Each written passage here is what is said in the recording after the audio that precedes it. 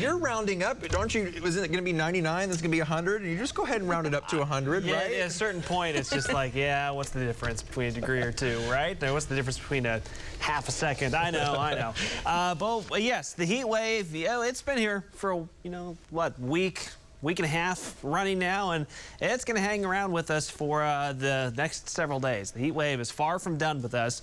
There will be, as there always are, even with these heat waves, some ebbs and flows. The middle of the week, there are a few thunderstorms that are going to try and creep into the area, and it gets hotter from here. I'll just break that bad news to you now. Approaching triple-digit readings by the end of the week into the weekend. Our first 100-degree day of the summer could be ahead of us, but could there be also an actual, noticeable cold front in that horizon? We'll discuss that in a moment. Temperatures are in the 70s, so we're climbing fast now. We have drier air in place, relatively speaking, compared to what we've had a lot of the past about 2 to 3 weeks. These are not the temperatures, but the dew point values. Dew points, if we get them below about 65 or so, that's better humidity for this time of year. Dew points below 60, that's pretty comfortable. And if you have the afternoon heat, but a dew point around 60, at that point, there's not much of a heat index factor. Now, these dew points are going to climb, so it'll be back to a little on the humid side of things later on this afternoon. But the drier air in place, at the very least, helps our mornings cool off a little bit more. So that's been helpful. During the week, unfortunately, the muggy's not really going away. We're still going to be at times kind of in that miserable range as far as those afternoon heat index values and the muggy factor.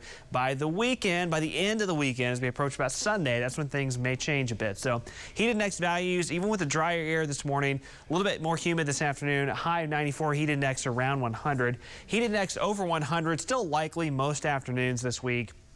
And then by Friday and Saturday, as the heat wave really kind of hits a crescendo here a little bit, temperatures near 100, but heat index pushing over 105. So there's still more of that nasty heat to come.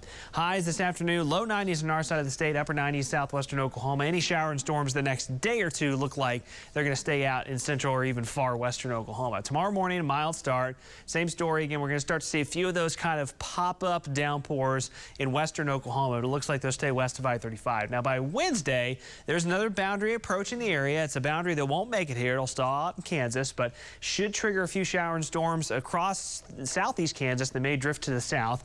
And then by Thursday, kind of the same story. Still a few storm chances possible in our far northern counties on the kind of the northern edge of this ridge, that heat dome that's going to be just to our south during the week. It firms up, strengthens up Friday and Saturday, and then tries to slide off to our east to our west, over the weekend. If that trend can continue, that would allow a cold front to slide in here by about Sunday. So that's a long ways off, several days off, but there's that potential for a cold front by the end of the weekend.